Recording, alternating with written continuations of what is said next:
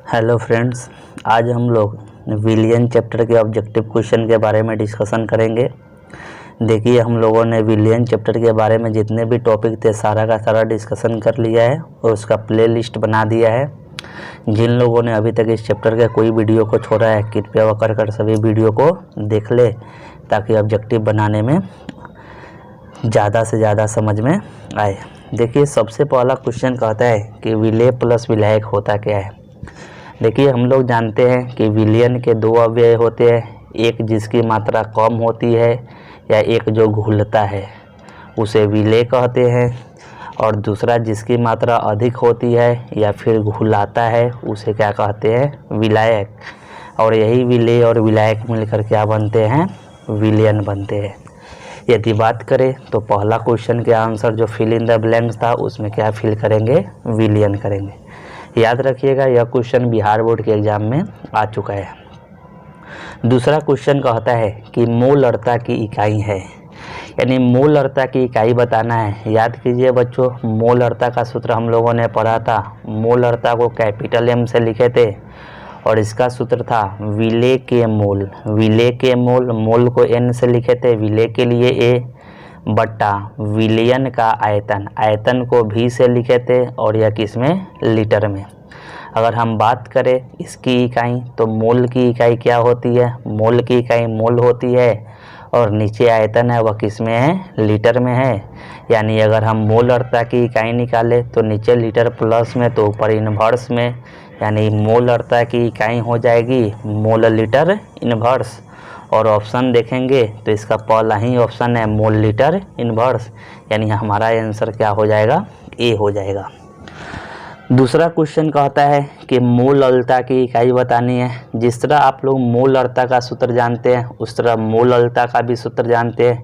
याद कीजिए, मोललता को स्मॉल एम से लिखते हैं। मोललता का सूत्र था, ऊपर था विलेय का मोल, मोल के लिए एन, विलेय के लिए ए, बट्टा में था विलायक का द्रव्यमान, द्रव्यमान के लिए W और विलायक के लिए B। याद कीजिए, जो यहाँ विलायक का द्रव्यमान था वह किलोग्राम में था। तो अगर हम देखेंगे मोललता की इकाई तो ऊपर मोल का इकाई क्या हो जाएगा, मोल हो जाएगा, और बट्टा में द्रव्यमान है वह किस चीज़ में है, किलोग्राम में है। अगर हम बात करेंगे तो नीचे किलोग्राम प्लस में तो ऊपर इन्वर्स में चला जाएगा, यानी मोललता की इकाई हो जाएगी, देखेंगे तो मोल केजी इन्वर्स। याद रखिएगा, मोललता की इकाई क्या हो गई, मोल केजी इन्वर्स। और अगर हम बात करें तो यह ऑप्शन, पहला ऑप्शन तो है नहीं लीटर इन्वर्स, यानी दूसरा ऑप्शन मिल गया मोल केजी इन्वर्स। देखिए, नेक्स्ट क्वेश्चन कहता है निम्नलिखित में कौन तापमान द्वारा प्रभावित होता है। याद रखिएगा बुआ, तापमान द्वारा वही प्रभावित होगा जिसमें आयतन उपस्थित होगा। अब अगर हम बात करें तो इसमें आयतन वाली राशि कौन है, तो यह द्रव्यमान प्रतिशत है। इसमें आयतन तो आता नहीं है, इसमें विलेय का द्रव्यमान बटा विलयन का द्रव्यमान होता है। इसमें आयतन की चर्चा होती नहीं है, इसलिए यह तापमान के द्वारा प्रभावित नहीं होगा। इसमें मोललता की चर्चा करें तो मोललता में भी आयतन नहीं आता है। अभी हम लोगों ने देखा था मोल बटा द्रव्यमान था, तो इसमें भी आयतन नहीं है, तो यह तापमान के द्वारा प्रभावित नहीं होगा। देखिए, हम लोग मोललता का सूत्र जाने हैं, विलेय का मोल बटा आयतन। देखिए, आयतन क्या होता है, तापमान के बढ़ने से आयतन बढ़ता है और तापमान के घटने से आयतन घटता है। तो देखिए, जो आयतन होता है वह तापमान द्वारा प्रभावित होता है और आयतन किस में है, मोलरता में है, यानी इसमें तापमान द्वारा प्रभावित कौन हो जाएगा, मोलरता, यानी ऑप्शन हो जाएगा सी। नेक्स्ट क्वेश्चन की बात करते हैं। क्वेश्चन नंबर 5 कहता है सामान्य ताप एवं दाब पर किसी गैस के एक मोल का आयतन होगा। बहुआ, सामान्य ताप एवं दाब पर गैस के मोल का फार्मूला होता है दिया गया आयतन लीटर में बट्टा 22.4। यह गैस के अगर आयतन पता होगा तो मोल निकालने का सूत्र है सामान्य ताप एवं दाब पर। अब देखिए, गैस का कै मोल दिया है, एक मोल दिया है, और क्या पूछ रहा है, क्वेश्चन में आयतन पूछ रहा है। तो मोल के जगह अगर 1 रखेंगे और आयतन निकालेंगे, आयतन किस में होगा, लीटर में, बट्टा 22.4, और इधर डिवाइड में तो इधर मल्टीप्लाई में, यानी आयतन का मान कितना हो जाएगा एक मोल के लिए, तो 22.4 लीटर, और ऑप्शन कौन हो जाएगा? सी। नेक्स्ट क्वेश्चन बात करते हैं। कहता है किसी विलियन के 200 ml में 2 ग्राम NaOH घुले हैं तो विलियन की मोलरता क्या है? देखिए हम लोगों मोलरता का सूत्र जाना था, विले का मोल बटा विलियन का आयतन किसमें? लीटर में। हम लोग मोल का फार्मूला जानते हैं, मोल का फार्मूला था द्रव्यमान बटा मोलर द्रव्यमान, याद है? और अगर विले का मोल है तो विले का द्रव्यमान बटा विले का मोलर द्रव्यमान, और नीचे आयतन लीटर में है तो उसको अपनी मर्जी से मिलीलीटर में बदल लेते हैं, क्योंकि मैक्सिमम क्वेश्चन में जो आयतन देता है वह किस में देता है? मिलीलीटर में। तो इस मिलीलीटर को लीटर में बदलने के लिए 10⁻³ से मल्टीप्लाई करेंगे, और नीचे माइनस में तो ऊपर पावर चला जाएगा प्लस में, और यह 1000 हो जाएगा। तो अगर हम बात करेंगे तो विले का द्रव्यमान कितना है, यानी विले के रूप में NaOH है, यही घुलने का काम किया, यानी विले का द्रव्यमान 2 ग्राम गुना यह 1000 जैसे का तैसे, बटा विले का मोलर द्रव्यमान, तो विले के रूप में NaOH है, और मोलर द्रव्यमान निकालने के लिए आणविक द्रव्यमान निकालते हैं, और आणविक द्रव्यमान को क्या करते हैं? निकालने के लिए उसमें उपस्थित सभी परमाणु के परमाणु द्रव्यमान को जोड़ देते हैं। तो NaOH में सोडियम परमाणु का परमाणु द्रव्यमान 23, ऑक्सीजन का परमाणु द्रव्यमान 16, हाइड्रोजन का परमाणु द्रव्यमान 1, यानी जोड़ेंगे तो मोलर द्रव्यमान कितना आ जाएगा? 40, अगुने आयतन कितना ml दिया है? 200 ml दिया है। देखेंगे तो 1 2 3 0 से यहाँ 1 2 3 0 क्या हो गया? कट गया। यह 2 से यह 2 क्या हो गया? कट गया, यानी ऊपर बच गया 1 और नीचे बच गया 4, और जब 1 में 4 से भाग करेंगे तो आएगा 0.25, और मोलरता की इकाई तो हम लोग को पता है, मोल लीटर इनवर्स लिखे तब या सीधे कैपिटल M लिखे तब। तो यहाँ देखिए 0.25 कौन सा ऑप्शन है? तो 0.25 पहला ऑप्शन है। नेक्स्ट क्वेश्चन की ओर बढ़ते हैं। क्वेश्चन नंबर 7 कहता है शुद्ध जल की मोलरता, याद रखिएगा बुआ, शुद्ध जल की मोलरता होती है 55.55, जिसको हम लोग 55 क्या मान लेते हैं? 6 मान लेते हैं। क्वेश्चन नंबर 8 की चर्चा करते हैं। कहता है 234.2 ग्राम चीनी के विलियन में, 34.2 ग्राम चीनी है। कहता है चीनी के विलियन में 34.2 ग्राम चीनी है, तो विलियन की मोलरता निकालना है। ध्यान दीजिए, कहता है विलियन का द्रव्यमान कितना दिया, यहाँ ध्यान दीजिए, विलियन के द्रव्यमान को लिखते हैं WA प्लस WB, तो विलियन का द्रव्यमान दिया 234.2 ग्राम।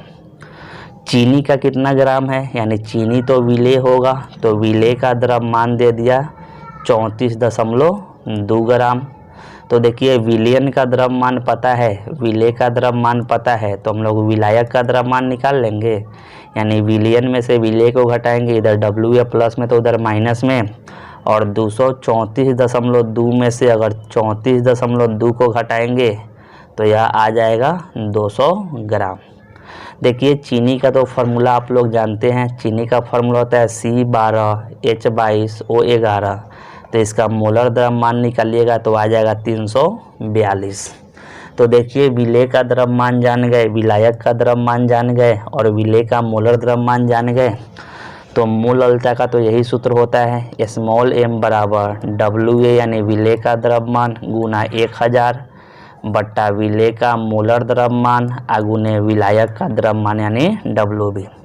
जब इसे आप सॉल्व कीजिएगा तो WA का जगह क्या रखिएगा? 34.2 ग्राम गुना 1000 जैसे का तैसे बट्टा विले का मोलर द्रव्यमान यानी चीनी का मोलर द्रव्यमान कितना होता है? 342, आगुना देखेंगे विलायक का द्रव्यमान कितना है? 200। देखेंगे तो अब देखेंगे 1 डिसमल हटाने पर नीचे क्या हो जाएगा? 0, और 342 से 342 कट गया। यह देखेंगे 3 0 से 3 0 कट गया और बचा 1/2, और 1/2 को हम लोग यानी करेंगे 1 में 2 से भाग देंगे तो 0.5 आएगा, यानी हमारा ऑप्शन कौन हो जाएगा? बी। चलिए नेक्स्ट क्वेश्चन की ओर बढ़ते हैं। क्वेश्चन नंबर 9 कहता है ए के 2 मोल को बी के 3 मोल में मिलाकर कोई विलयन घोल, याद रखिएगा बउआ, कभी कभी एग्जाम में विलयन ना लिखकर घोल लिख देगा। तो ए के 2 मोल को बी के 3 मोल में मिलाकर कोई घोल बनाया जाए तो ए के मोल अंश क्या होगा? आप लोग याद कीजिए, जिसका मोल अंश निकालना होता है उसके मोलों की संख्या बटा विलयन में उपस्थित कुल मोलों की संख्या। तो यदि ए का मोल अंश निकालना है तो मोल अंश को काई से लिखते हैं और ए का निकालना है तो काई है। जिसका मोल अंश निकालना होता है उसके मोलों की संख्या बटा विलयन में उपस्थित कुल मोलों की संख्या। अब देखेंगे ए का कितना मोल है, तो ए का जो मोल है वह 2 मोल है, और बात करेंगे यानी विलयन में कुल मोल, तो ए और बी का मोल जोड़ेंगे तो 2 + 3, यानी अगर देखा जाए तो 2/5, और इसको सॉल्व करेंगे तो 0.4, यानी ए के मोल अंश का मान कितना आ जाएगा? 0.4। नेक्स्ट बात करते हैं क्वेश्चन नंबर 10 की। कहता है निम्नलिखित में किसकी कोई इकाई नहीं है, यानी किसकी कोई इकाई नहीं है, यानी जो बिना इकाई का है उसको बताना है। तो हम लोग तो मोल अर्था का इकाई पता है, मोल अर्था का होता है मोल लीटर इनवर्स। मोल अल्ता का पता है, मोल अल्ता का होता है मोल केजी इनवर्स। देखिए अभी आप लोगों ने मोल अंश का सूत्र लिखा, ऊपर भी मोल और नीचे भी मोल। तो देखो ये मोल से मोल क्या हो जाएगा? मोल से मोल कट जाएगा और इसकी कोई इकाई नहीं होगी, यानी इसमें कोई पूछे किसका कोई इकाई नहीं है तो मोल अंश की कोई इकाई नहीं होती है। नेक्स्ट क्वेश्चन की ओर हम लोग बढ़ते हैं। क्वेश्चन नंबर 11 कहता है मोल अंश का मान होता है। देखिए अभी हम लोगों ने मोल अंश का सूत्र निकाला था, ऊपर या तो विलेय का मोल होगा या तो विलायक का, और नीचे होगा कुल मोल। यानी देखेंगे ऊपर वाला मान हमेशा कम होता है और नीचे वाला मान हमेशा अधिक होता है। और जब हम क्या करेंगे, कम वाले मान में अगर ज़्यादा से भाग करेंगे, कम वाले मान में किससे भाग करेंगे? ज़्यादा से, तो हमेशा मान 0 से लेके कहाँ के बीच में आएगा? 1 के बीच में आएगा। और मोल अंश को काई से लिखते हैं, यानी ऑप्शन हो जाएगा काई का मान 0 से बड़ा और 1 से छोटा। क्यों? क्योंकि ऊपर या तो विलेय का मोल होता है या तो विलायक का होता है, और नीचे होता है कुल मोल। हमेशा ऊपर वाला मान कम होगा, नीचे वाला मान ज़्यादा होगा। इसलिए जो भाग देंगे कम में ज़्यादा से, तो हमेशा मान 0 से कहाँ के बीच में आएगा? 1 के बीच में आएगा। नेक्स्ट कहता है क्वेश्चन नंबर 12 पर जरा ध्यान दीजिए। कहता है विलेय तथा विलायक के मूल अंशों का योगफल होता है। देखिए मान लेते हैं विलेय के मूल अंश का सूत्र यानी Na/Na + Nb। मान लेते हैं विलयन में विलेय और विलायक है, तो विलेय को A से लिखे, विलायक को B से। तो अगर विलेय का मूल अंश निकालना है तो विलेय का मोल बटा कुल मोल। उसी तरह अगर विलायक का मूल अंश निकालना है तो विलायक का मोल बटा कुल मोल। और जब दोनों को जोड़ेंगे तो देखेंगे Na + Nb दोनों में सेम है, यानी यह लघुत्तम हो जाएगा। और ऊपर Na + Nb, यानी अगर दोनों को जोड़ा जाए, विलेय के मोल और विलायक के मोल को जोड़ा जाए तो लघुत्तम क्या हो जाएगा? Na + Nb। देखेंगे Na + Nb में Na + Nb से डिवाइड करेंगे तो 1, तो Na में 1 से करेंगे तो Na। उसी तरह यहाँ क्या हो जाएगा? Nb, और जब डिवाइड करेंगे तो इसका योगफल कितना हो जाएगा? 1। तो हमेशा याद रखिएगा कि विलेय तथा विलायक के मूल अंशों का योगफल कितना होता है? 1 होता है। नेक्स्ट क्वेश्चन की ओर चलते हैं। क्वेश्चन नंबर 13 कहता है निम्नलिखित में कौन सी सांद्रता ताप पर निर्भर नहीं करती है। देखिए हमने बताया था कि जिसमें आयतन होगा वह तापमान पर निर्भर करेगा, जिसमें आयतन नहीं होगा वह तापमान पर निर्भर नहीं करेगा। तो मोल अल्ता का आप सूत्र जानते हैं, यह था विलेय का मोल बटा विलायक का द्रव्यमान, यानी ऊपर विलेय का मोल था, नीचे विलायक का द्रव्यमान था। यानी इसमें आयतन नहीं है, जब आयतन ही नहीं है तो ताप के द्वारा परिवर्तित कौन नहीं होगा?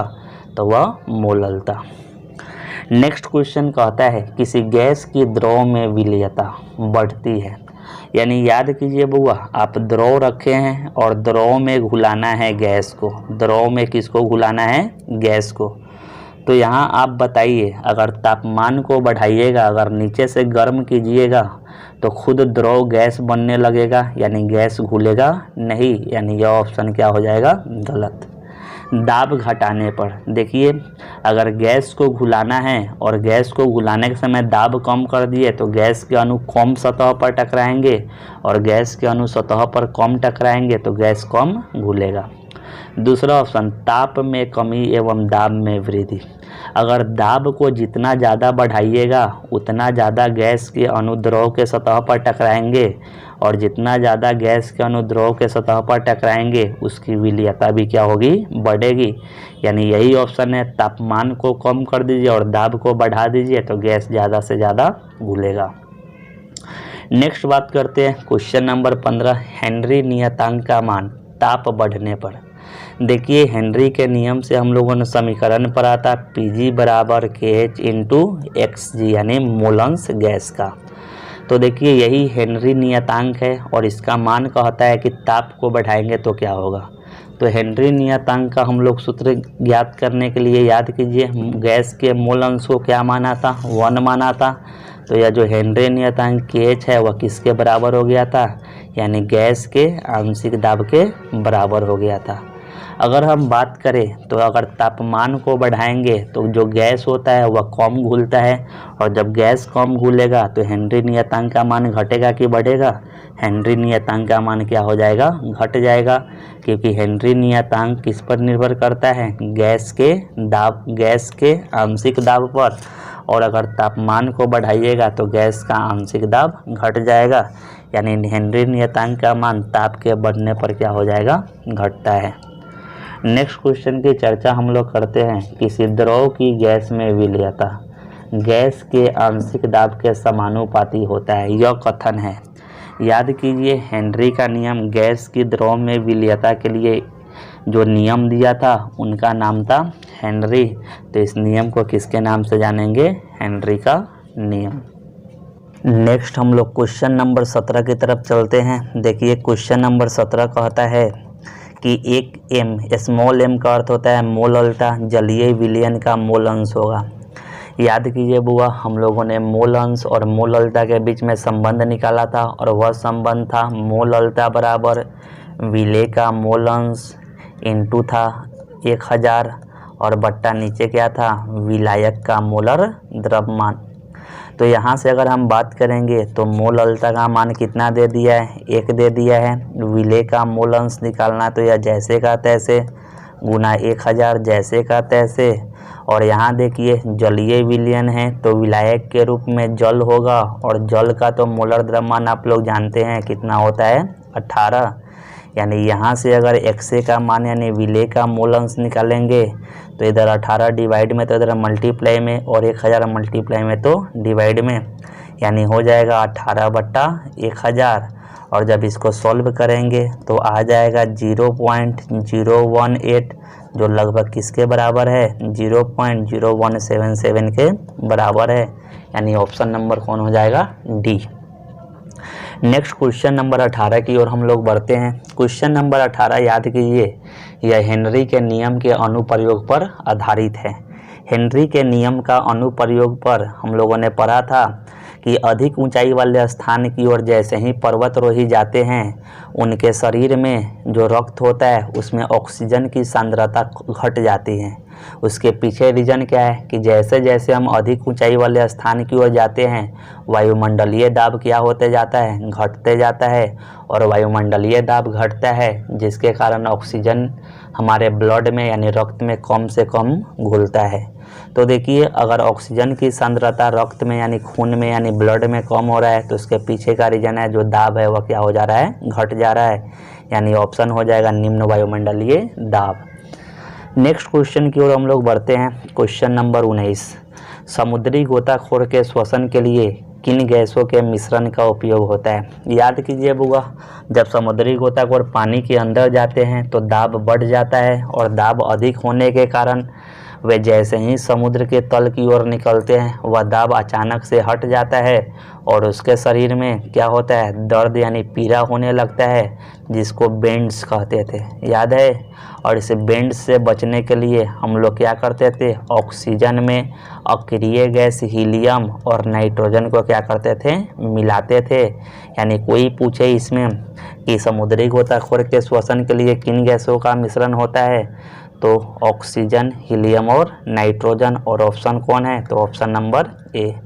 याद रखिएगा, कोई पूछे कि समुद्री गोताखोर में जो बीमारी का लक्षण होता है उसका नाम क्या होता है, तो बेंड्स। इसी तरह अगर पर्वतरोही जब ऊंचे पर्वत की ओर जाते हैं और ऑक्सीजन की सांद्रता घट जाती है यानी कम हो जाती है, तो उन्हें जो बीमारी होता है उसका नाम है एनोक्सिया। एनोक्सिया में बउआ सोचने की शक्ति क्या हो जाती है, कम पड़ जाती है और शरीर क्या होने लगते हैं, कमज़ोर होने लगते हैं।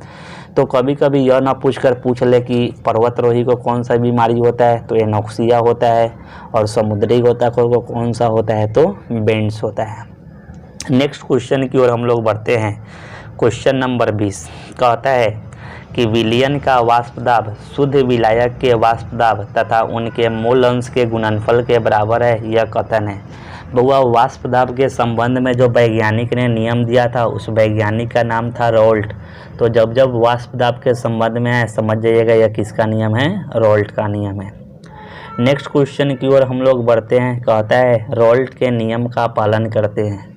याद कीजिए, रोल्ट के नियम के आधार पर हम लोगों ने दो प्रकार का विलयन पढ़ा था, एक का पढ़ा था आदर्श विलयन और एक पढ़ा था अनादर्श। तो जो नियम का पालन करते थे उन्हें आदर्श विलयन कहते थे और जो नियम का पालन नहीं करते थे उन्हें अनादर्श विलयन। तो कोई पूछे इस क्वेश्चन का ऑप्शन, तो रोल्ट के नियम का पालन करने वाला जो विलयन है वह कैसा विलयन होता है, आदर्श विलयन। Next question number 22। Question number 22 कहता है कि आदर्श विलयन के क्या करना है, उदाहरण बताना है। यहाँ ध्यान दीजिए, आदर्श विलयन वैसे ही द्रव को मिलाने पर बनते थे जिनके संरचना क्या होता था, जिनके संरचना समान होते थे और उनके बीच में लगने वाला क्या है, अंतराण्विक आकर्षण बल है, वह भी क्या होता था, समान होता था। अंतराण्विक आकर्षण बल क्या होते थे, समान होते थे। तो वैसे ही द्रव को मिलने पर कैसा विलयन बनता था, आदर्श विलयन बनता था। तो देखिए बेंजीन का तो स्ट्रक्चर आप लोग इस तरह जानते हैं, फार्मूला होता है C6H6, और टोलुइन का स्ट्रक्चर क्या करते हैं, बेंजीन का डेरिवेटिव होता है, यानी बेंजीन में एक छटा कर क्या लगा देते हैं, CH3। तो देखिए यह दोनों का स्ट्रक्चर लगभग समान है और दोनों में लगने वाला जो अंतराण्विक आकर्षण बल होगा वह भी सेम होगा। तो आदर्श विलयन का उदाहरण कौन हो जाएगा, benzene plus toluene. Next question की ओर हम लोग बढ़ते हैं।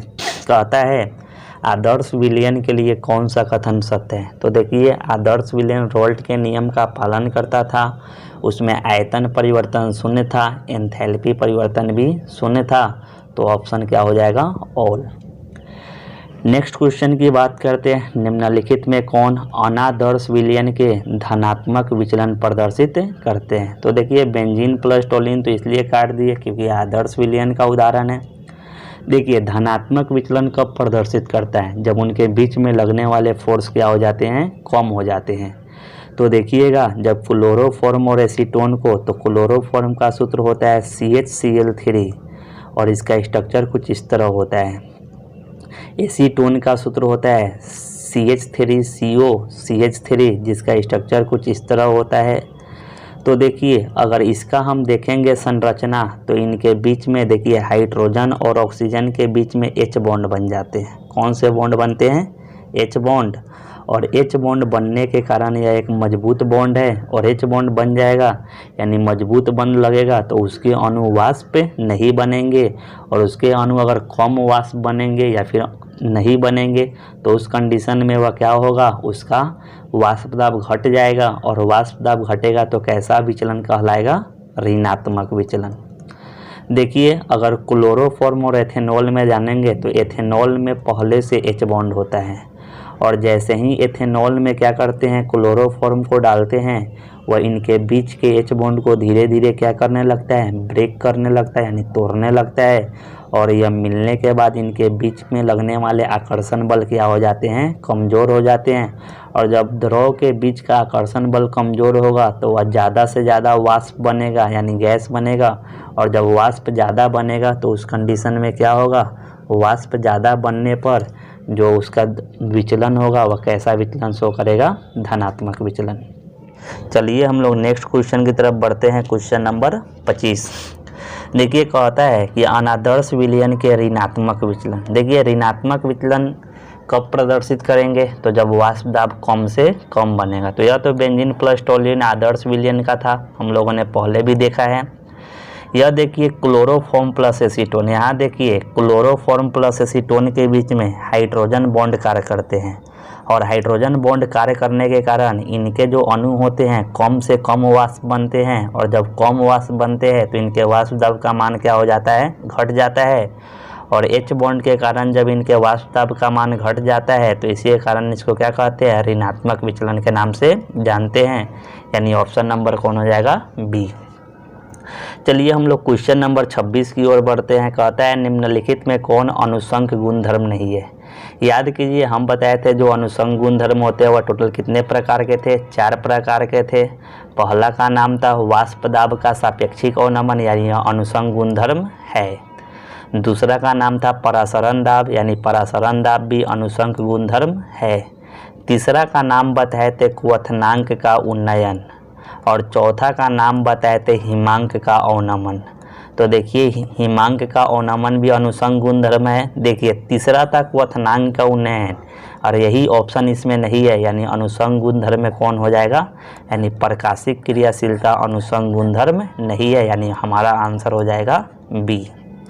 नेक्स्ट क्वेश्चन की ओर बढ़ते हैं। Question number 27। अनुषंग गुणधर्म होता है, याद करो बुआ, अनुषंग गुणधर्म में बताए थे कि अनुषंग गुणधर्म किस पर निर्भर करता है, तो विलेय के कणों की संख्या पर निर्भर करता है। पहला चीज़ बताए थे विलेय के कणों की संख्या पर जो निर्भर करता है उसे क्या कहते हैं, अनुषंग गुणधर्म। और यह किस प्रकार के विलयन के लिए लागू था, तो यह तनु विलयन के लिए लागू था। तो देखिए अनुषंग गुणधर्म किसके लिए हो जाएगा, तो अब पहला ऑप्शन सांद्र विलयन ऑप्शन गलत, दूसरा तनु विलयन, यही ऑप्शन सही होगा। देखिए नेक्स्ट क्वेश्चन नंबर 28 की ओर बढ़ते हैं। क्वेश्चन नंबर 28 कहता है कि किसी विलयन का अनुषंग गुणधर्म निर्भर करता है। परिभाषा ही अनुषंग गुणधर्म का कहता है कि जो विलेय के कणों की संख्या पर निर्भर करे, जो विलेय के कणों की संख्या पर निर्भर करे उसे ही क्या कहते हैं, अनुषंग गुणधर्म के नाम से जानते हैं। तो देखिए ऑप्शन विलायक की प्रकृति गलत, विलयन की प्रकृति गलत, यानी विलेय के कणों की संख्या, यानी ऑप्शन कौन हो जाएगा, सी। नेक्स्ट क्वेश्चन में हम लोग बढ़ते हैं। Question number 29। निम्नलिखित में कौन सा अनुषंग गुणधर्म नहीं है। तो देखिए अनुषंग गुणधर्म 4 प्रकार के होते हैं। पहला का नाम था वाष्प दाब का सापेक्षिक या अपेक्षिक अवनमन, और उसको बोले थे इंग्लिश में RLVP। तो यह तो अनुषंग गुणधर्म है। दूसरा का नाम था परासरण दाब, यानी यह भी अनुषंग गुणधर्म है। तीसरा का नाम था क्वथनांक का उन्नयन, और चौथा का नाम था हिमांक का अवनमन, यानी हिमांक का अवनमन यह भी अनुषंग गुणधर्म है। यह अपवर्तनांक अनुषंग गुणधर्म नहीं है। याद रखिएगा यह 3 अनुषंग गुणधर्म तो आप लोगों को पता चल गया। चौथे अनुषंग गुणधर्म का नाम है क्वथनांक का उन्नयन, क्वथनांक का उन्नयन। यानी देखिएगा परासरण दाब, वाष्प दाब के अपेक्षिक अवनमन, हिमांक का अवनमन और क्वथनांक का उन्नयन छोड़कर अगर कोई अन्य दिया है तो वह अनुषंग गुणधर्म नहीं होगा। यानी हमारा ऑप्शन अनुषंग गुणधर्म नहीं है, कौन हो जाएगा, अपवर्तनांक अनुषंग गुणधर्म नहीं है, यानी option number D. Question number 30 में हम लोग पढ़ते हैं। देखिए कहता है शुद्ध विलायक में अवाष्पशील विलेय मिलाने पर विलयन का वाष्प दाब। देखिए समझते हैं, ये एक बंद कंटेनर रखे, इसमें सबसे पहले केवल और केवल शुद्ध विलायक है। केवल और केवल कैसा विलायक है, शुद्ध विलायक है। और दूसरा बार इस बर्तन में क्या किए, शुद्ध विलायक तो है लेकिन इसमें विलेय मिलाकर विलयन बना दिए। अब देखिए इसमें विलेय जो मिलाए हैं वह अवाष्पशील विलेय मिलाए हैं। तो देखिए जब यह शुद्ध विलायक होगा तो शुद्ध विलायक के सतह से विलायक के अणु वाष्प बनकर ऊपर जाएंगे और वाष्प बनकर ऊपर जाएंगे और पुनः आकर क्या करेंगे, द्रव के सतह पर दाब लगाएंगे, वह इसका वाष्प दाब कहलाता है। तो देखिए जब केवल शुद्ध विलायक होगा तो इसके अणु यानी अधिक से अधिक वाष्प बनेंगे और अधिक से अधिक वाष्प बनेंगे तो वाष्प दाब का मान क्या होगा, अधिक होगा। इस वाले केस में देखिए विलायक के साथ साथ देखिएगा तो विलायक के साथ साथ कुछ अवाष्पशील विलेय मिला है। अवाष्पशील विलेय के अणु भी तो इसके सतह पर जम जाएंगे और जो अवाष्पशील विलेय के अणु होंगे वह तो वाष्प बनेंगे नहीं, और जब वाष्प नहीं बनेंगे तो इसके नीचे वाले अणु को भी वाष्प बनकर उड़ने नहीं देंगे। यानी विलयन में देखिएगा तो विलायक के तुलना पर सतह से कम अणु वाष्प बनेंगे और जब सतह से कम अणु वाष्प बनेंगे तो इनके वाष्प दाब का मान घट जाएगा। यानी देखिएगा तो शुद्ध विलायक का वाष्प दाब, शुद्ध विलायक का वाष्प दाब और शुद्ध विलायक के वाष्प दाब को लिखते हैं बउआ P0। वह अधिक होता है किससे, तो अवाष्पशील वाले विलेय मिले विलयन से। यानी देखिएगा तो शुद्ध विलायक में अवाष्पशील मिलाने पर विलयन का वाष्प दाब क्या हो जाता है, घट जाता है। यानी option number B. Next question की ओर बढ़ते हैं हम लोग। क्वेश्चन नंबर 31 कहता है शुद्ध विलायक का वाष्प दाब P0 है और विलयन के वाष्प दाब से होता है।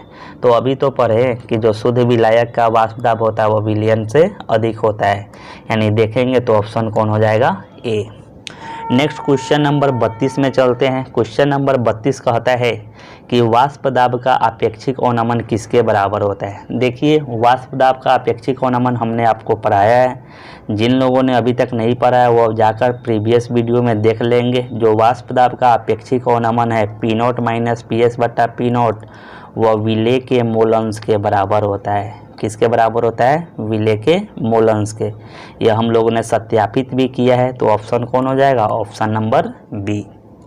नेक्स्ट क्वेश्चन की ओर बढ़ते हैं। क्वेश्चन नंबर 33 देखिए निम्नलिखित में कौन सा सूत्र सही है। तो देखिए यह तो वाष्प दाब के अपेक्षिक अवनमन का है और याद कीजिए बउआ अभी हम लोगों ने जाना है कि जो वाष्प दाब का अपेक्षिक अवनमन होता है वह विलेय के मोल अंश के बराबर होता है।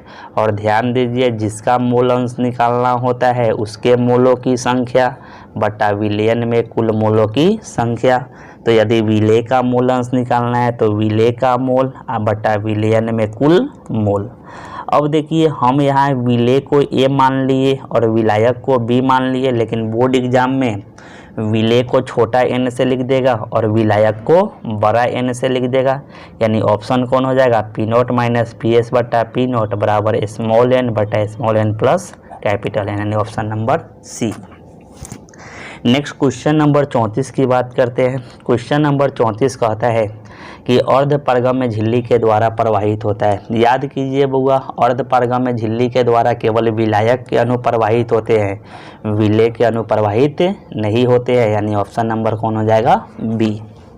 नेक्स्ट क्वेश्चन की ओर बढ़ते हैं। क्वेश्चन नंबर 35 कहता है निम्नलिखित में कौन अर्धपारगम्य झिल्ली का कार्य करता है। देखिए अर्धपारगम्य झिल्ली का उदाहरण आपको बताए थे, याद है। उदाहरण में हम बताए थे कि जानवरों का आमाशय, जानवरों का आमाशय यह प्राकृतिक झिल्ली था। दूसरा बताए थे जानवरों का चर्मपत्र यानी स्किन, वह भी प्राकृतिक झिल्ली है। और कुछ आपको बताए थे मानव निर्मित झिल्ली। तो मानव निर्मित झिल्ली में बताए थे कॉपर फेरोसाइनाइड जिसका सूत्र था CuFeCN का होल 6। यानी कोई पूछे कि अर्धपारगम्य झिल्ली का कार्य कौन करता है तो कॉपर फेरोसाइनाइड। और यह याद रखिएगा यह जो झिल्ली है वह कैसी झिल्ली है, तो यह जो झिल्ली है वह मानव निर्मित झिल्ली है। अगर बात करें कि प्राकृतिक झिल्ली का तो जानवरों का आमाशय, चर्मपत्र यह सब कैसा है, प्राकृतिक अर्धपारगम्य झिल्ली है।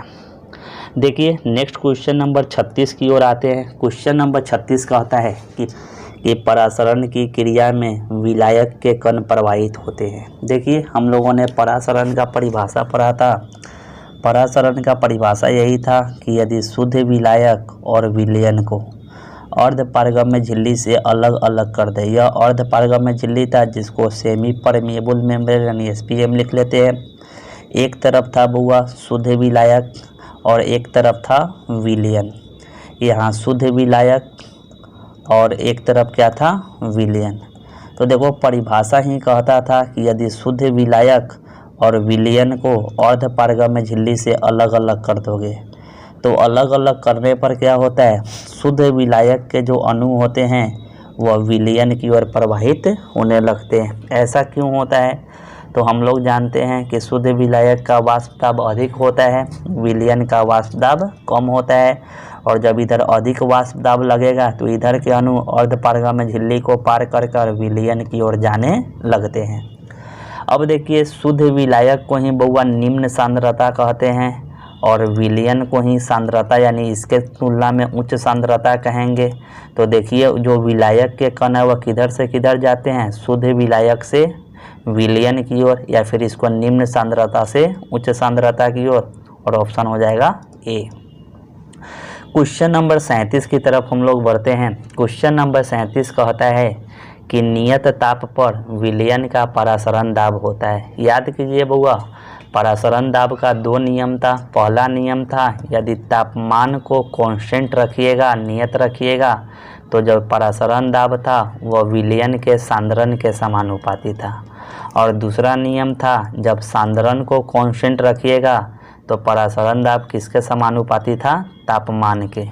तो यहाँ जो क्वेश्चन कह रहा है अगर तापमान को नियत रखिएगा तो परासरण दाब किसके समानुपाती होगा, तो सांद्रण के, यानी option number A. Next question number 38 की ओर बढ़ते हैं। क्वेश्चन नंबर 38 में कहता है गैस स्थिरांक आर का मान होता है। तो हम लोगों ने आर का तो मान पढ़ा है कि 0.082 ATM litre mole inverse kelvin inverse. अब देखिए यह तो फर्स्ट ऑप्शन होगा ही। देखिए एटीएम को बार में बदलना है, तो आप जानते हैं कि जो एक एटीएम होता है वह 1.01325 बार के बराबर होता है। तो जब क्या करेंगे 0.0821 में अगर इतना से गुना करेंगे तो इतना बार आएगा, यानी अभी ऑप्शन सही है। आप जानते हैं कि बार को पास्कल में बदलने के लिए 10⁻5 से गुना करते हैं, तो इसमें 10⁻5 से गुना करेंगे तो यही ऑप्शन आएगा।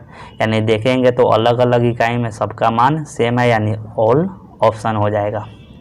क्वेश्चन नंबर 39 की ओर बढ़ते हैं। कहता है कि किसी विलयन का परासरण दाब बढ़ता है। देखो पहला सांद्रण घटती है, हम तो जानते हैं सांद्रण के समानुपाती है, तो तभी बढ़ेगा जब सांद्रण बढ़ेगा, नहीं ऑप्शन नहीं है। दूसरा ताप घटता है, हम जानते हैं ताप के भी समानुपाती होता है, तो ताप के समानुपाती होगा तो ताप घटने से सांद्र परासरण दाब घटेगा, बढ़ेगा नहीं।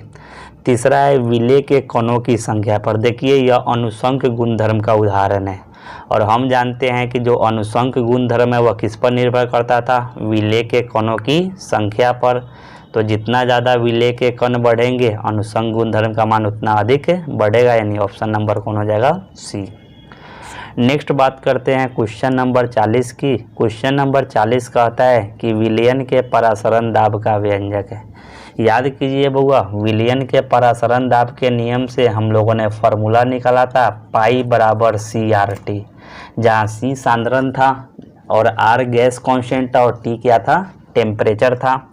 तो अगर हम बात करेंगे तो इस वाले सूत्र से देखेंगे कौन मैच करता है। तो यहाँ देखेंगे तो यह तो मैच कर नहीं रहा है, यह देखेंगे यह भी मैच नहीं कर रहा है, यह भी मैच नहीं कर रहा है। इधर C डिवाइड में तो इधर मल्टीप्लाई में, यानी यह मैच कर रहा है, यानी पाई बराबर CRT, option number D. Next question की बात करते हैं। Question number 41। देखिए क्वेश्चन नंबर 41 कहता है एक घोल, याद रखिएगा बुआ, कभी कभी विलयन ना लिखकर घोल लिख देगा, जिसका परासरण दाब 300 केल्विन पर 0.082 एटीएम है, तो इस घोल का सांद्रण क्या होगा। देखिए अभी हम लोगों ने परासरण दाब के नियम से फार्मूला निकाला था पाई बराबर CRT। तो पाई परासरण दाब था, इसका मान दिया 0.0821 और यह किस में दिया, एटीएम में। सांद्रण निकालना है तो C जैसे का तैसे। देखिए R का मान अभी हम लोगों ने पढ़ा है, अलग अलग इकाई में R का मान अलग अलग होता है। तो परासरण दाब एटीएम में दे तो R का मान कितना होता है, 0.0821, यानी R का मान भी याद रखेंगे हम लोग। तो R का मान 0.0821 और तापमान कितना केल्विन दिया, तो तापमान दिया 300 केल्विन। अब अगर बात करेंगे इसमें तो यहाँ देखिए 0.0821 से 0.0821 क्या हो जाएगा, कट जाएगा। और इधर 300 गुना में तो इधर भाग में, यानी C बराबर हो जाएगा 1/300। और 300 से जब 1 में अगर डिवाइड करेंगे तो 1 डिसमल लेंगे तो 0, फिर 1 0 के बदले 0, फिर 1 0 के बदले 0, 3 तिहाई 9, यानी 0.003। और ये बात करेंगे तो 0.003 ऑप्शन कोई है इसमें, तो 0.003 तो कोई ऑप्शन नहीं है। चलिए इसी को बना लेते हैं 0.003, यानी option number D.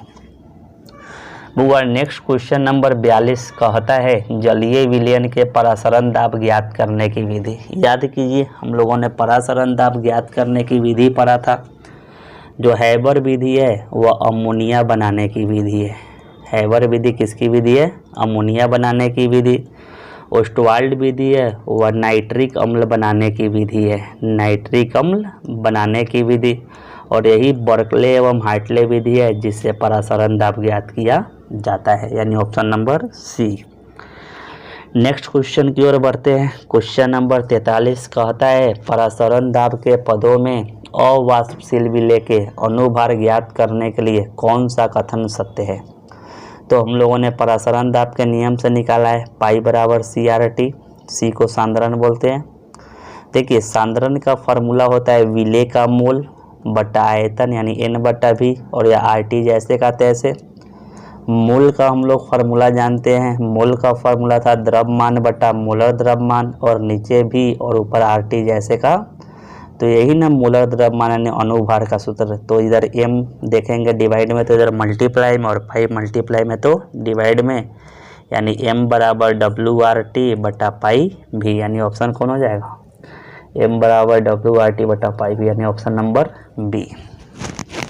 Next question कहता है बुआ सममोलर विलयन में किसका परासरण दाब अधिक है। देखिए सममोलर यानी सबका मोलरता समान है, यानी पाई बराबर CRT देखेंगे तो R और T तो सबका सेम होगा ही, C यानी मोलरता भी सबके लिए समान है। अब जब मोलरता समान है तो अगर हम बात करेंगे यह किस पर निर्भर करेगा, तो हम जानते हैं कि अनुसंग गुणधर्म विलेय के कणों की संख्या पर निर्भर करती है। तो जब NaCl को तोड़िएगा तो Na प्लस Cl माइनस, यानी कितना कण आ जाएंगे, 2। ग्लूकोज तो कण में यानी आयन में टूटते नहीं है, यह कितना रह जाएगा, 1। KCl को अगर क्या कीजिएगा आयन में तोड़िएगा तो K प्लस Cl माइनस, यानी इसके भी कणों की संख्या 2। और Na2SO4 को तोड़िएगा तो 2 Na प्लस और SO4 पर 2, यानी 2 Na का आयन है 1 SO4 का आयन, यानी कितना कण हो जाएंगे, 3। तो जब सब का सांद्रता समान है तो हम कणों की संख्या देखेंगे, और इसमें कणों की संख्या कितनी है, 3 है, इसमें 2 है, इसमें 1 है, इसमें 1 है, तो सबसे ज़्यादा कण इसमें है, यानी इसका परासरण दाब सबसे अधिक हो जाएगा। वो हमेशा ध्यान दीजिएगा जब सममूलर कहेगा तो देख लीजिएगा जिसमें कण की संख्या ज़्यादा उसकी क्या हो जाएगी, यानी परासरण दाब ज़्यादा। नेक्स्ट क्वेश्चन नंबर 45 में चलते हैं। क्वेश्चन नंबर 45 कहता है कि समान परासरण दाब वाले विलयन कहलाते हैं। तो समान परासरण दाब वाले विलयन को कहते हैं समपरासरी विलयन। कभी कभी इसको हिंदी में लिख देगा आइसोटोनिक सॉल्यूशन, याद रखिएगा। तो समान परासरण दाब वाले को बोलते हैं समपरासरी विलयन। क्वेश्चन नंबर 46 में आते हैं। क्वेश्चन नंबर 46 कहता है कि 5% W/V केन शुगर अनुभार दिया 342, आइसोटोनिक यानी समपरासरी विलयन है। 1% W/V X घोल के साथ, तो X का अनुभार याद कीजिए बुआ, समपरासरी विलयन के लिए हम लोगों ने फार्मूला निकाला था W1 बटा M1V1 बराबर W2 बटा M2V2। W1 क्या था बुआ, तो W1 था पहले विलयन में विलेय का द्रव्यमान, M1 पहले विलेय का मोलर द्रव्यमान, V1 पहले विलयन का आयतन। W2 क्या था, दूसरे विलयन में विलेय का द्रव्यमान, M2 दूसरे विलेय का मोलर द्रव्यमान, V2 दूसरे विलयन का आयतन। तो 5% W/V यानी परसेंट हटाएंगे तो बट्टा में क्या आ जाएगा, 100, यानी पहले विलयन के लिए W और V का मान 5/100। तो पहले विलयन के लिए W का मान 5, V का मान क्या हो गया 100, और अनुभार दिया है 342। दूसरे विलयन के लिए देखेंगे तो परसेंट हटाएंगे तो बट्टा में 100 यानी W हो गया 1, आयतन यानी V हो गया 100 और मूलर द्रव्यमान यानी अनुभार M2 निकालना है। देखेंगे यह 100 से 100 क्या हो गया, कट गया, और जब क्रॉस मल्टीप्लाई करेंगे तो हो जाएगा 5 गुना M2 बराबर 342, और जब 342 में 5 से डिवाइड करेंगे तो आ जाएगा 342 में डिवाइड करके देखिए 5 से 5 36 यानी 68.4 आ जाएगा। नेक्स्ट क्वेश्चन की ओर हम लोग बढ़ते हैं। क्वेश्चन नंबर 47 कहता है कि शुद्ध विलायक का क्वथनांक विलयन के क्वथनांक से होता है। याद कीजिए बउआ, शुद्ध विलायक का क्वथनांक, यह बर्तन है, इसमें शुद्ध विलायक रखे हैं, शुद्ध विलायक, और यह विलयन है, इसमें अवाष्पशील विलय मिला हुआ है। तो हम जानते हैं कि शुद्ध विलायक का जो वाष्प दाब होता है वह विलयन से ज़्यादा होता है, सबको इस बात को पता है। और क्वथनांक होता क्या है, तो क्वथनांक वह ताप है जिस पर द्रव के वाष्प दाब को ATM यानी वायुमंडलीय दाब के बराबर करते हैं। तो देखिए, अगर शुद्ध विलायक के वाष्प दाब को 0.4 मानेंगे तो विलयन इससे कम होगा, यानी मान लेते हैं 0.3। और अब आपको बुआ टेम्परेचर देके 0.4 को 1 ATM बनाना है और 0.3 को भी 1 ATM बनाना है। तो बताइए किसके लिए ज़्यादा टेम्परेचर दीजिएगा, 0.4 को कम टेम्परेचर देना पड़ेगा, 0.3 को 1 ATM बनाने के लिए ज़्यादा टेम्परेचर देना पड़ेगा, यानी किसका देखिएगा तो क्वथनांक बढ़ जाएगा, तो विलयन का क्वथनांक ज़्यादा हो जाएगा और विलायक का क्वथनांक कम।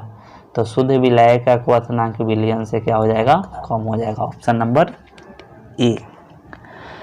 क्वेश्चन नंबर 48 में आते हैं बउआ। क्वेश्चन नंबर 48 कहता है कि रोल्ट के नियम अनुसार क्वथनांक का उन्नयन। तो याद कीजिए, हम लोगों ने क्वथनांक का उन्नयन पढ़ा था और उनमें रोल्ट के नियम के बारे में बताया था कि जो रोल्ट के नियम होते हैं, रोल्ट के नियम अनुसार उन्होंने अपने प्रायोगिक आंकड़ा के आधार पर बताया था कि विलय के मूललता के समानुपाती होता है, यानी option number B. Next question की ओर हम लोग बढ़ते हैं। क्वेश्चन नंबर 49 कहता है कि निम्नलिखित में कौन सा कथन सत्य है। तो याद कीजिए, जो हिमांक का नमन होता है वह समानुपाती होता है विलय के मूललता के, और जब समानुपाती का चिन्ह हटाते हैं तो कोई ना कोई कांस्टेंट लगाना पड़ता है बराबर लगाने के लिए, और यहाँ कांस्टेंट को KF माने थे, यानी डेल्टा TF बराबर KF into small m। Option कौन हो जाएगा, ऑप्शन नंबर बी। कहता है बुआ 0.1 मोलल NaCl के जलीय विलयन का क्वथनांक क्या होगा। देखिए, मोललता दे दिया है तो हम लोग डेल्टा TB बराबर जानते हैं KB आगुने क्या होता है, मोललता। जल के लिए तो आपको KB का मान याद होगा, जल के लिए KB का मान क्या होता है, तो जल के लिए KB का मान होता है, अगर बात करेंगे तो 0.51 होता है, 0.51 या फिर 0.52 होता है। और मोललता का मान कितना दिया, 0.1। अब यदि अगर सॉल्व करेंगे तो यह आ जाएगा 0.052 और यह किस में आ जाएगा, केल्विन में। तो यह तो क्वथनांक का उन्नयन हो गया। और याद कीजिए, डेल्टा TB क्वथनांक का उन्नयन बराबर था विलयन का क्वथनांक माइनस शुद्ध विलायक का क्वथनांक। क्वथनांक का उन्नयन तो 0.052 केल्विन दे दिया। यहाँ देखिए, विलयन का निकालना है तो जैसे का तैसे, और शुद्ध विलायक का कितना केल्विन होता है, शुद्ध विलायक का 100 डिग्री सेल्सियस होता है, जिसको हम लोग केल्विन में 373.15 केल्विन के नाम से जानते हैं। और इधर केल्विन माइनस में तो इधर प्लस में, यानी देखेंगे तो वह 100 डिग्री से क्या होगा, ज़्यादा होगा, और 100 डिग्री से ज़्यादा वही लगभग कितना हो जाएगा, 100.2 डिग्री सेल्सियस के। केल्विन को बदलिएगा डिग्री सेल्सियस में तो यह आ जाएगा, इसको इसमें जोड़ लीजिएगा और केल्विन को डिग्री सेल्सियस में बदलिएगा तो यही आएगा, या तो 100.1 आएगा या तो 100.2 आएगा, यानी यही दोनों में से कोई ऑप्शन आएगा। आप लोग सॉल्व कीजिएगा। क्वेश्चन नंबर 51 कहता है Na2SO4 के वियोजन की मात्रा अल्फा हो तो 1 टॉप गुणक आई होंगे। याद कीजिए बुआ, असामान्य अनुसंग गुणधर्म में आप लोग को हम लोगों ने बताया था अगर आपको क्या निकालना है, वियोजन की मात्रा दिया है और वन टॉप गुणक निकालना है, तो अल्फा बराबर i-1/n-1 सूत्र प्रूफ किया था। इसको बोलते हैं वियोजन की मात्रा, इसको बोलते हैं वन टॉप गुणक। और n क्या होता है, तो n होता है बउआ कि 1 मोल टूटने के बाद कुल आयन। तो अगर Na2 के 1 मोल को तोड़िएगा तो 2Na प्लस आयन बनेगा और साथ में SO4 2 माइनस आयन बनेगा, यानी कुल आयन सोडियम के 2 आयन है, SO4 के 1 आयन। यानी देखेंगे अल्फा बराबर i-1, बोलो 1 मोल तोड़ने पर कुल कितना आयन आया, 3-1। जब सॉल्व करेंगे तो अल्फा बराबर i-1/2 और 2 इधर भाग में तो इधर गुना में, यानी i-1 बराबर 2 अल्फा, इधर माइनस में 1 तो उधर प्लस में, यानी 2 अल्फा प्लस। ऑप्शन कौन हो जाएगा, डी। Na2SO4 के वियोजन की मात्रा है, तो वियोजन की अगर मात्रा अगर हम निकालें Na2SO4 के लिए, तो यहाँ देखिए Na2SO4 के लिए वियोजन की मात्रा देखिएगा, तो यह कुल कितने आयन में टूटा है, देखिए सोडियम के 2 आयन, SO4 के 1 आयन, यानी कितने आयन हो गया, 3। नेक्स्ट क्वेश्चन नंबर बात करते हैं 53। कहता है कि 0.1 m BaNO3 का होल ट्वाइस बेरियम नाइट्रेट विलयन के लिए वन टॉप गुणक यानी I का मान दिया है, तो वियोजन की मात्रा अल्फा बताना है। देखिए निकालेंगे तो यही ना होता है, अल्फा बराबर i-1/n-1। I का मान कितना दिया, 2.74 -1, और n क्या है, तो BaNO3 को जब आयन में बदलिएगा तो Ba का 1 आयन और NO3 के कितने आयन बनेंगे, NO3 के 2 आयन।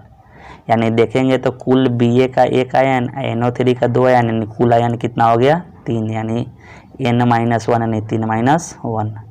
जब सॉल्व करेंगे तो यह बच जाएगा 1.74, बट्टा में क्या बच जाएगा 2, और परसेंटेज निकालना है तो कितना से गुना कर देते हैं, 100 से, यानी 2 से यह कितना बार में कट जाएगा, 50 बार में।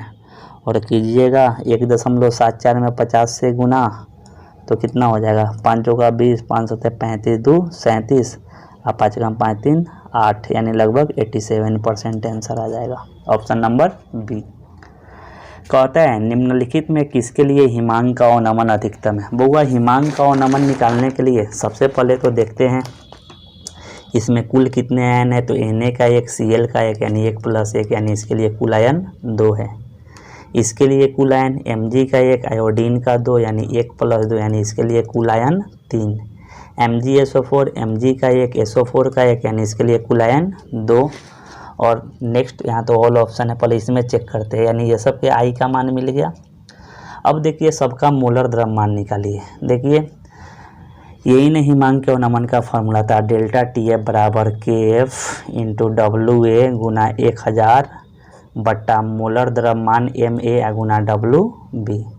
तो देखिए जो डेल्टा TF है वह मोलर द्रव्यमान के व्युत्क्रमानुपाती होता है, और यहाँ देखिए इसमें अगर आयनिक होगा तो I से गुना किए थे, यानी I के समानुपाती। तो डेल्टा TF निकालने के लिए क्या कीजिएगा, I बटा मोलर द्रव्यमान निकाल लीजिएगा, यानी I बटा मोलर द्रव्यमान, यानी I का तो मान सबका बता दिए, आप मोलर द्रव्यमान निकाल लीजिएगा और डिवाइड करके देखिएगा, जिसका वैल्यू डेल्टा TF का ज़्यादा होगा वही आंसर हो जाएगा। इसे आप सॉल्व करके आंसर को कमेंट बॉक्स में लिखिएगा।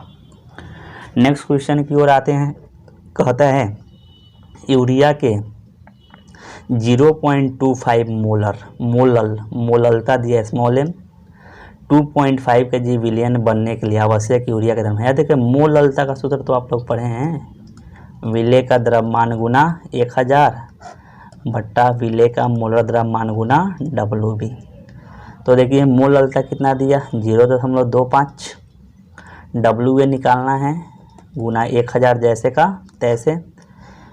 यूरिया का तो मोलर द्रव्यमान आप लोग जानते हैं कितना होता है 60, और देखिएगा WB यह ग्राम में होना चाहिए, कितना किलोग्राम दिया 2.5 किलोग्राम, तो ग्राम में बदलेंगे तो 1000 से गुना, 1000 से 1000 कट गया, जो इधर डिवाइड में इधर मल्टीप्लाई में, यानी हो जाएगा WA बराबर 60 गुना 2.5 गुना 0.25, और इसको सॉल्व कीजिएगा तो आएगा 37.5 ग्राम। नेक्स्ट कहता है HCl एवं H2O में। याद रखिएगा बउआ HCl एवं H2O में अगर देखें तो यहाँ ध्यान दीजिएगा कि इसमें क्या होता है, इसमें होता है यह 79.2% और HCl होता है 79.8% होता है और यह होता है 20.2%। यानी देखिएगा तो HCl क्या परसेंट हो जाएगा, तो HCl हो जाएगा 20.2%। अगर इसमें क्या और ऑब्जेक्टिव देखा है एल्कोहल एथेनॉल आप प्लस वाटर दे तो एथेनॉल याद रखिएगा ये 95% होता है, क्या परसेंट होता है 5%। यह क्वेश्चन ऑब्जेक्टिव में पूछा जा चुका है। HCl H2O पूछेगा तो 20.2 79.8, एथेनॉल और वाटर पूछेगा तो 95% और 5%। धन्यवाद। इसके साथ ही यह चैप्टर खत्म हो गया।